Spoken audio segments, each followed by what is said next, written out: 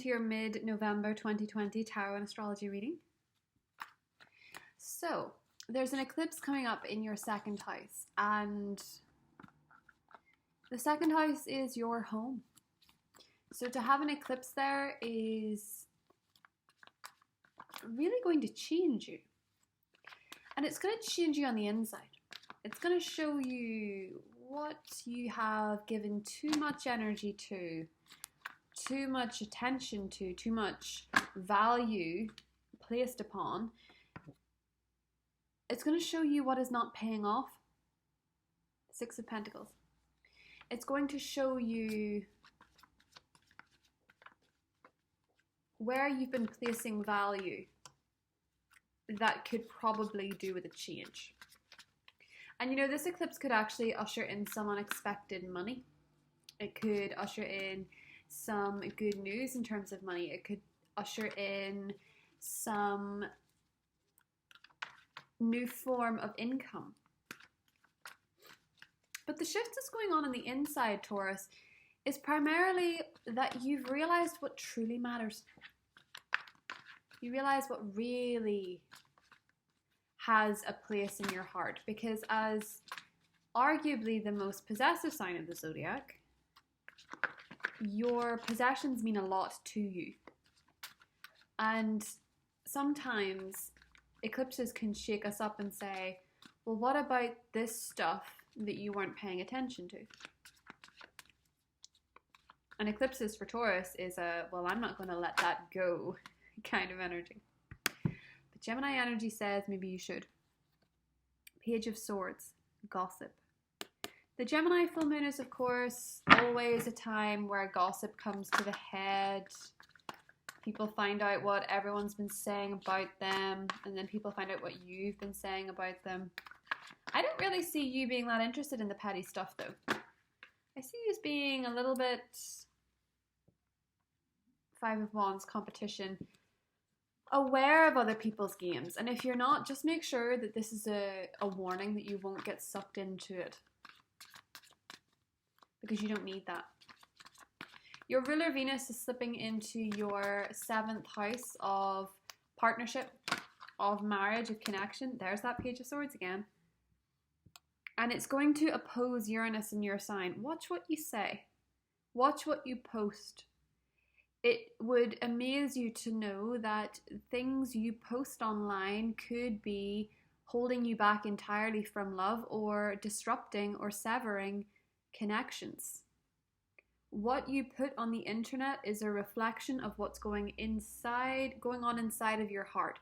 People are a lot more obvious than they realize, even if they're trying to present a facade. And I'm not saying you're trying to present a facade, but just be careful of what you put up there, and if it is reflective of what you really want. You know, if you want to find love, don't put up a post saying so happy to be single, or don't, not that you shouldn't be, but don't put up something that is out of alignment with what you want. If you want, you know, if you wanted a job in a certain company, you wouldn't post things publicly that were completely outside of their ethos. You know what I mean? That kind of thing. Just be mindful of it. Maybe don't post anything. That would do you very well with that Venus opposed Uranus, because Uranus is electric, very shocking. And in your sign, you could be the one doing unexpected or abrupt things. And the last person that actually expects it is probably you. But nevertheless, stay out of the drama. And stay very strong and solid like only you can. You've been searching for a kind of stability in your life in some area. Some area has felt quite tenacious, be it work, be it romance. It's felt quite tenacious, it's felt quite stressful, it's felt quite overbearing. But if you are honest with yourself, you've learned a very interesting lesson in how to work with people and how to deal with people, in what you've learned about people, what you have come to understand that you didn't before. So not every stressor is in vain. 7 of Cups. Judgment. You've learned a lot. 2 of Swords, the 9 of Pentacles, and the 8 of Wands. You will be happy to know that where things have been still challenging and you've not been able to see the end, they start to take off. Underneath, King of Cups, water sign, Scorpio, Cancer, Pisces. You know, there's a Scorpio in your reading that's really interesting. Let's clarify the 8 of Wands, 7 of Wands, the 7 of Pentacles. Very transitional. Endurance and potential.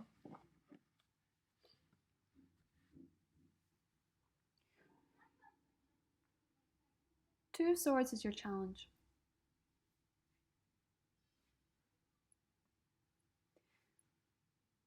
The thing is, when you come to a crossroads, you realize that you don't particularly know, and you could hazard a guess, but you don't particularly know what's down either road.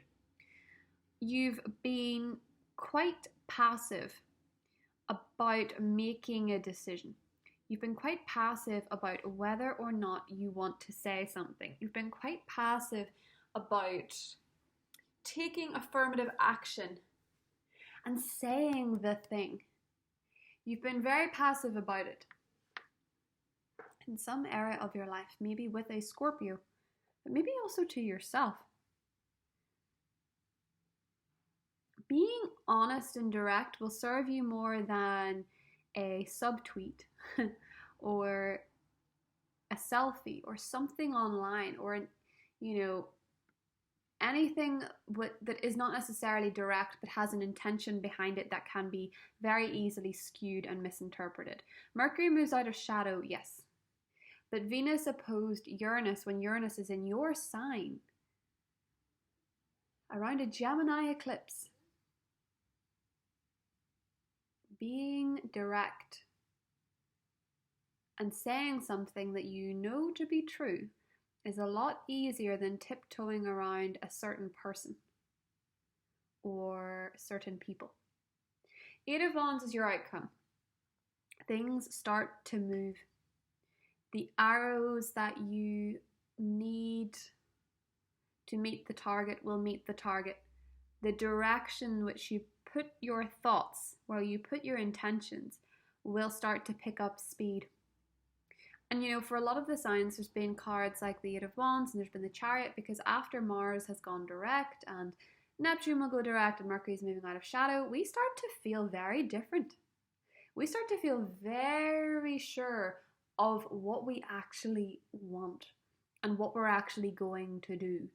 And setbacks don't feel as challenging anymore. For you in particular, the 9 of Pentacles here, gratitude will work in your favor. A gratitude journal will shift your vibration. It will shift your perspective. As much as really nobody wants to hear about gratitude journaling, because it's something that human beings actually find very tricky, because we're natural problem solvers. But if you could look around you and see what you like, you will find it much easier to obtain the next thing that you like.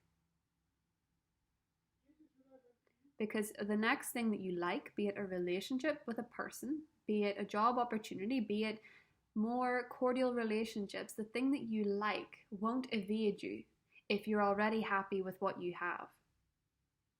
If you chase it relentlessly with this fear that without this I won't be happy, it will evade you every single time.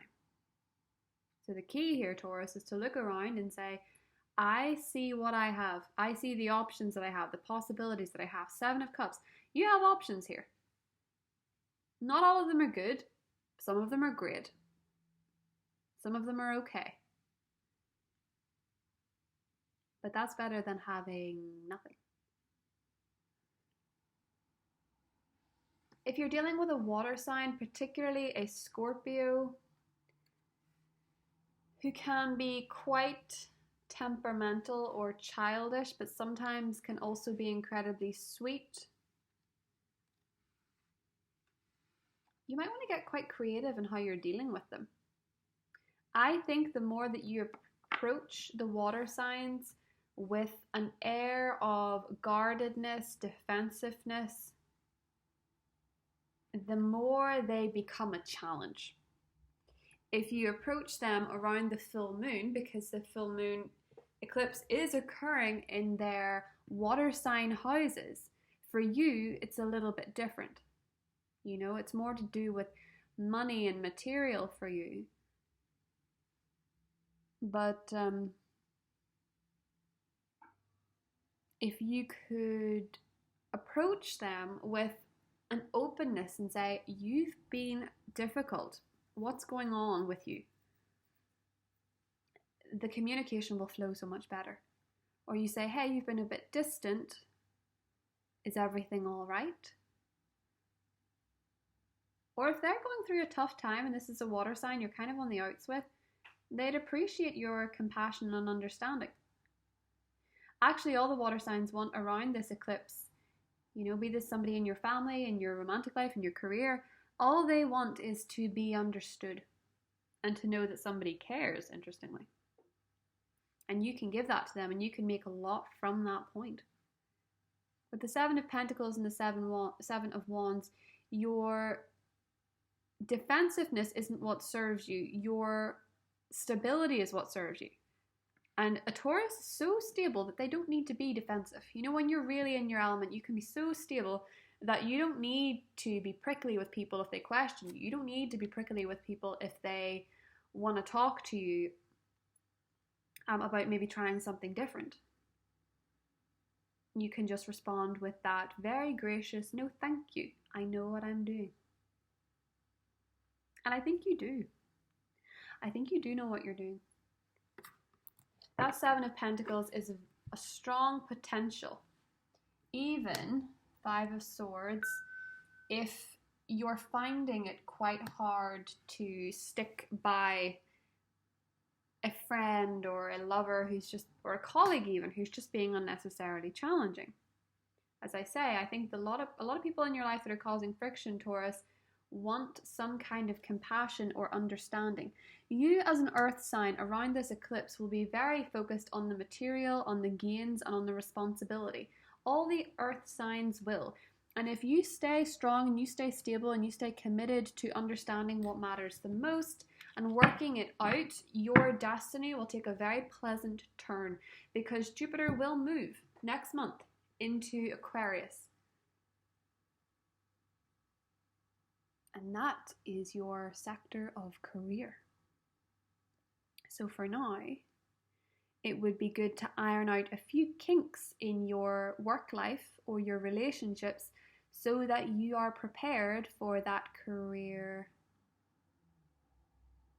magnificence. Let's hop into your extended and I will get into the water signs, the earth signs, the fire signs, the air signs in depth. And we will talk them all through and we will clarify every single card another couple of times. They're about 15 to 20 minutes long and the link is below. I love you guys. I'll see you soon. Bye.